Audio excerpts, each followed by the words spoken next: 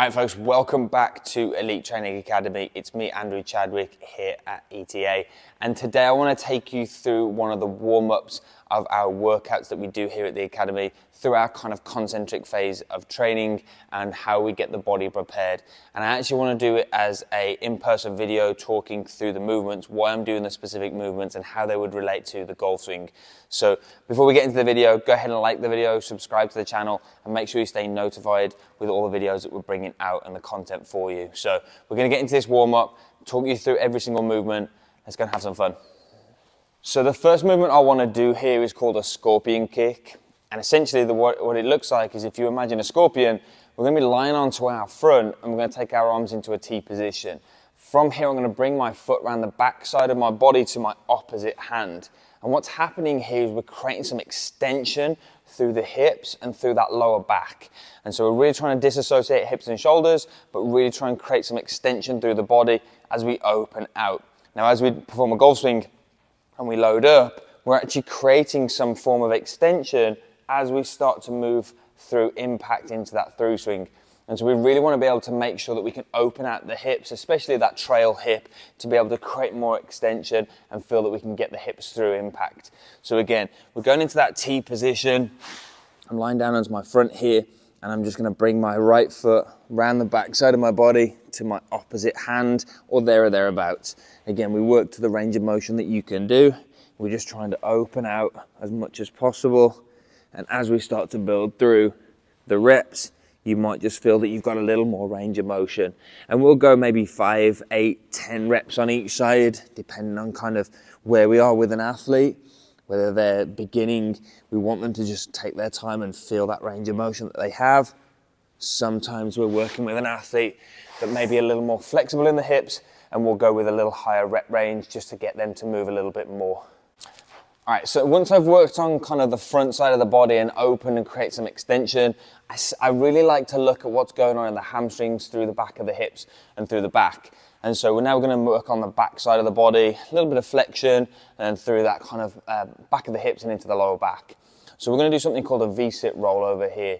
With a VIT Rollover, I'm going to hug my knees in towards my chest. From here, I'm going to rock back and then kind of get some almost like self-massage with the floor on my back. From here, I'm then going to roll forwards. As I roll forward, I'm going to take my feet relatively wide.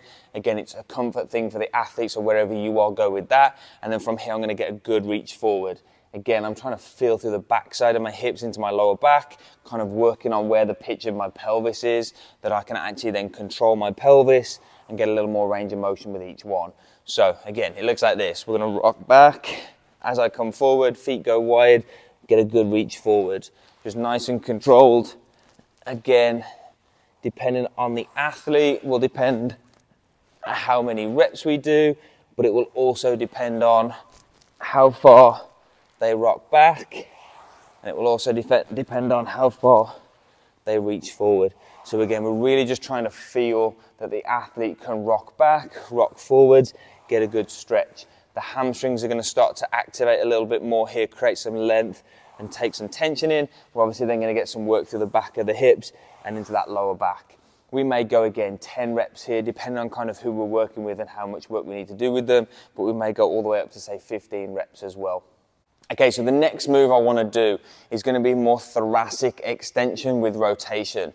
And so I've got this dowel here that I'm going to use, and I'm going to go lying onto my front. I'm going to take my hands relatively wide, so probably wider than shoulder width, almost where I'd be if I was doing an overhead press, okay, with a barbell. From here, what I'm going to do is I'm going to raise my hands up, I'm going to place one side down into the ground, and I'm going to rotate open and back. So the big thing here is we're looking at what's happening from thoracic extension perspective, but also adding some rotation into it.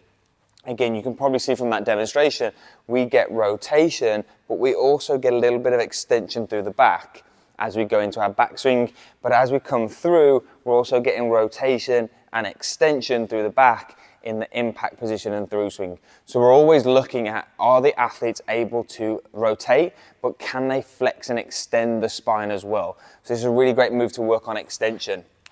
So again, I'm going to line onto my front, I'm going to grab the bar, grab the dowel, I'm going to put my chin in neutral. From here, I'm going to raise my hands up, I'm going to place one side down, and I'm going to open out as far as I can. The big thing I'm trying to feel here is as I start to rotate, I'm not just going to throw my arm into the air, I'm going to control the movement through my back. So again, I'm coming up, down, rotate through the back, and extend through the back. Again, up, down, extend and rotate. And I can really feel that the right shoulder, the one that is going up, and my lower left back is really working hard to stabilize my body here. So again, I'm up, down, rotate. And again, depending on kind of who we're working with, we may go 5, 10 reps on each side, really try and get them to take their time and feel that they're opening up with some extension and rotation. Really great move here. I think this is a really big one for a lot of people, and it may help you too. All right, okay, next move we're going to do shoulder stability and shoulder strength. So once we've kind of created some movement through the shoulder blades, the scapulars, and into the thoracic spine, we really need to add some strength and stability to that movement. So the new range of motion we've just worked into, we want to make sure that we're switching on that tissue and getting stronger in the backside of the shoulder. So what I like doing here is a behind the neck press. First thing I'm going to say is if anybody cannot do a behind the neck press, please don't do it. The second thing that you can do is just begin to work on it with no dowel at all. The dowel is just simply there to give that kind of feedback of being able to keep everything engaged. But it is still something that you can do without the dowel. We just like it for feedback. What I'm going to do here, take my hands just slightly wider than shoulder width. So I'm probably going to be kind of that overhead pressing position. Once I'm down onto the ground, I'm going to then just raise my arms up and I'm going to perform a shoulder press type movement, but bringing that dowel behind the back of my head.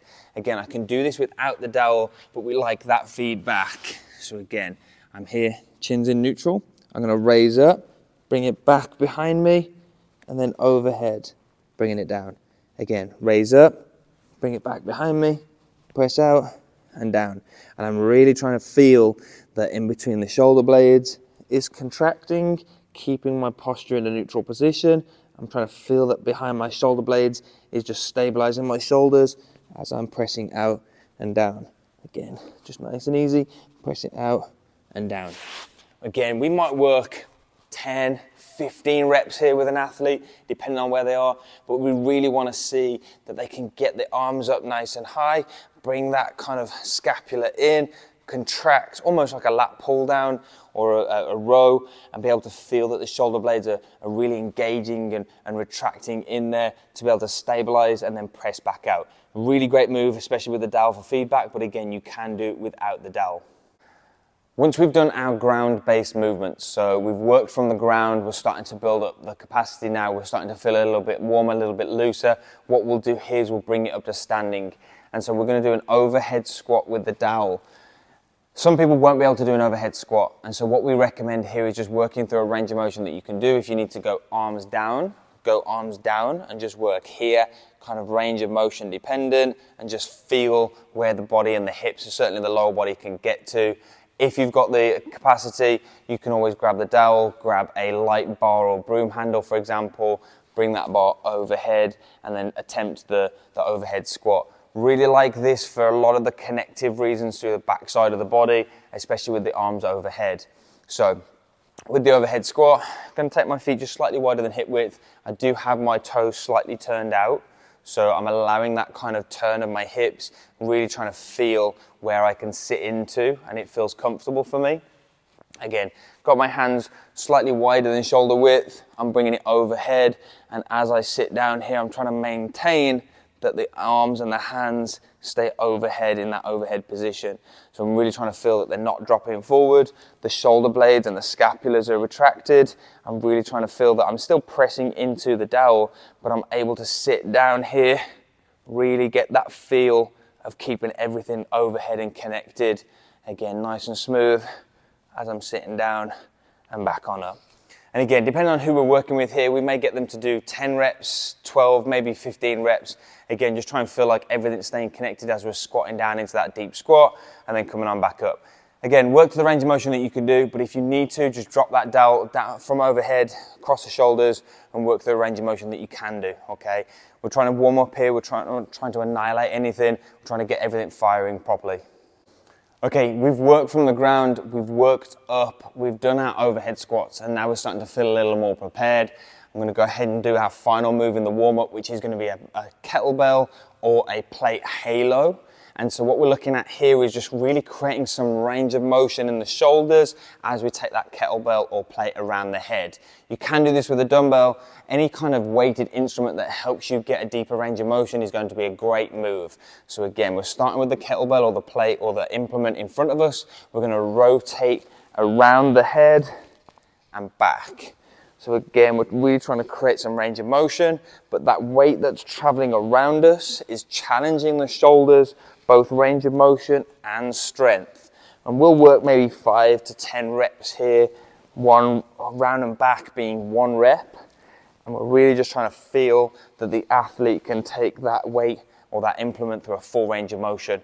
Again, 5 to 10 reps here is really going to help you.